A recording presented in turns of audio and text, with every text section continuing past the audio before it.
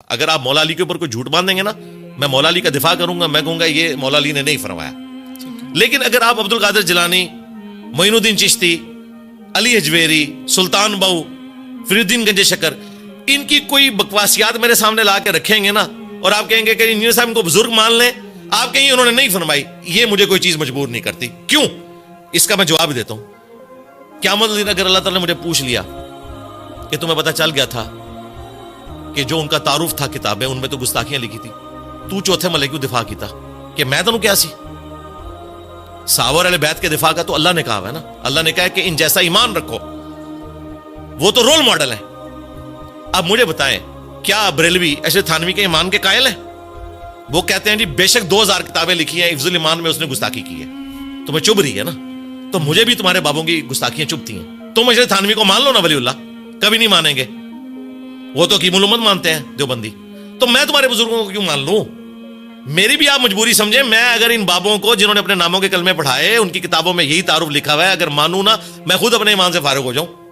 ہاں یہ میں نہیں کہہ سکتا کہ انہوں نے نہیں کیا ہوگا، کیونکہ خود حنیف قریشی مان رہے کہ یہ بایزید کے منہ سے اللہ بول رہا تھا کہ میرا جھنڈا محمد کے جھنڈے سے بڑا ہوگا.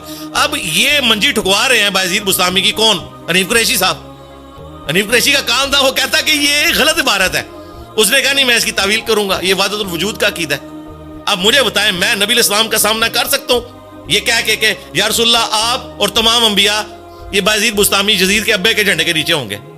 تو میں تو گیا اور حنیف قریشی صاحب کو اور باقی مولویوں کو بتاؤ کہ شکر کرو کہ انجینئر کی زبان ہے. آج اگر حضرت عمر زندہ ہوتے نا تو تمہارے بزرگوں کی قبریں بھی جو ہے نا وہ کھڑوا دیتے.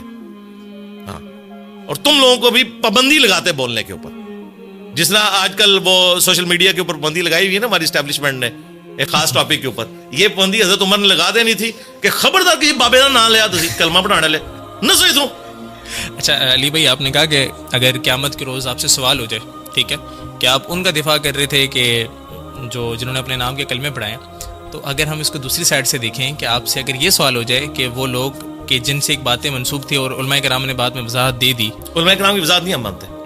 نہیں، اگر وہ دے دیتے ہیں جو جب دفاع مان رہے ہیں تو میرے ڈر سے دے رہے ہیں نا. وضاحت تب مانوں گا میں، احمد بریلوی وضاحت دے گا، اشرف تھانوی دے گا، یا ان کی وضاحت میں مانوں گا.